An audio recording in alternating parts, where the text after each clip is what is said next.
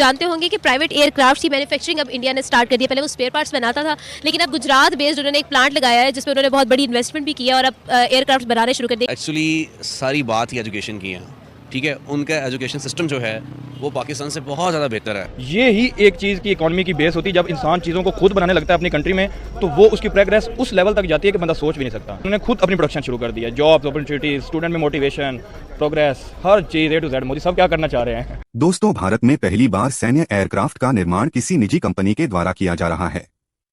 Indian air force के लिए transport aircraft का निर्माण गुजरात के वडोदरा में इंडियन कंपनी टाटा और यूरोपियन कंपनी एयरबस के द्वारा किया जा रहा है। रविवार को प्रधानमंत्री नरेंद्र मोदी ने इसकी आधारशिला रखी। दोस्तों, अब पाकिस्तान में भी ये चर्चा हो रही है कि भारत कैसे इस फील्ड में हमसे इतना आगे निकल गया।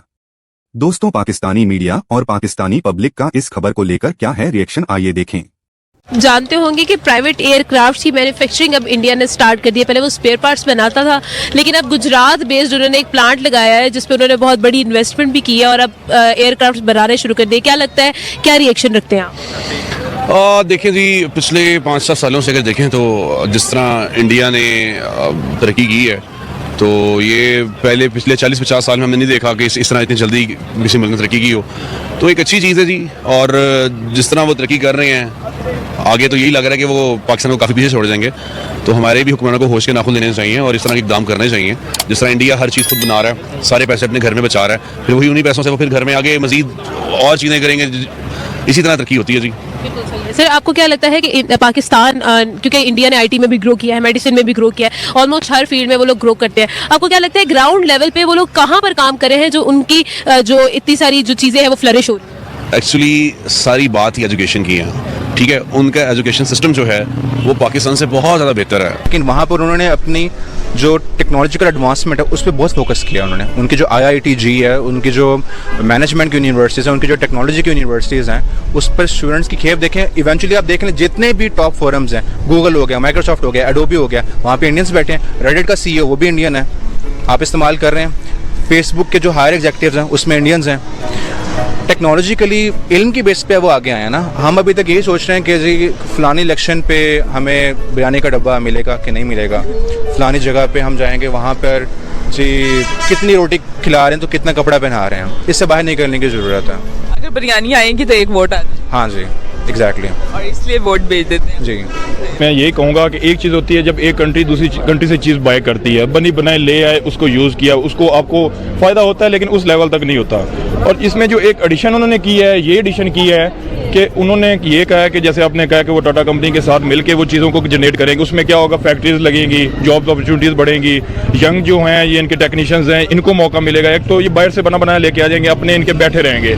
तो ये जो चीज़ है ना, जो अपनी खुद प्रोडक्शन करने लगे हैं, ये ही एक चीज़ की इकोनॉमी की बेस होती है। जब इंसान चीज़ों को खुद बनाने लगता है अपनी कंट्री में, तो वो उसकी प्रोग्रेस उस लेवल तक जाती है कि बंदा सोच भी नहीं सकता। तो ये तो स्टेप क्या बात है जी। हम क्या करते हैं जी, टोयोटा वालों को बुला लिया, अपनी फैक्ट्री लगाते हैं, वो इधर आके टोयोटा की गाड़ियाँ बनाते हैं। तो अब जब हम कहेंगे कि टोयोटा वालों आप हमें गाड़ियाँ दो, बनवाएंगे हम अपने टेक्नीशियन से, तो हमारा भी फ़ायदा होगा। तो ये मिसाल मैंने इसलिए दी है क्योंकि ये बहुत अच्छा स्टेप है जो कि उन्होंने खुद अपनी प्रोडक्शन शुरू कर दी है। जॉब्स, अपॉर्चुनिटीज, स्टूडेंट में motivation, progress, her cheese A to Z Modi सब क्या करना चाह रहे हैं। ये तो फिर बहुत अच्छी बात है। अगर वो लोगों का ये एम है सब कुछ, तो उन लोगों ने कुछ सोच समझ के सब कुछ किया अगर अपने डिफेंस के लिए, अपने मुल्क के लिए।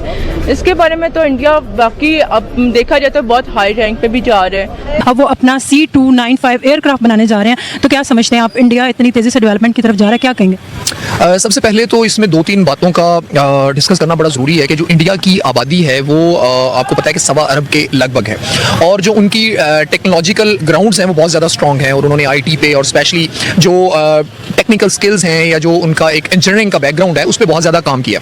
ये जो आपने अभी C295 का जिक्र किया, इसके साथ साथ उन्होंने बैलिस्टिक सबमरीन भी लॉन्च किया, अगर आपको उसका भी आइडिया हो तो जो इंडिया है, इंडिया में बेसिकली जो उनके कुछ स्टेट्स हैं, जिस तरह केरला है, आपने नाम सुना होगा, उधर जो टेक्निकल एक रेवोल्यूशन है वो उस तरह से आई है, और उन्होंने अपनी एजुकेशन में बहुत ज़्यादा काम किया। आप देखते हैं कि यूट्यूब पे मुख्तलिफ चैनल्स हैं जिससे पाकिस्तानी और दूसरी दुनिया भी उनसे मुस्तफ़ीद होती है। उनकी सब्सक्रिप्शन हमें ख़रीद कर जो टेक्निकल स्किल्स हैं वो हमें सीखनी पड़ती हैं। जय हिंद दोस्तों, इसी तरह की और लेटेस्ट वीडियो देखने के लिए चैनल को सब्सक्राइब कर ले और बेल आइकॉन को भी दबा दे। धन्यवाद।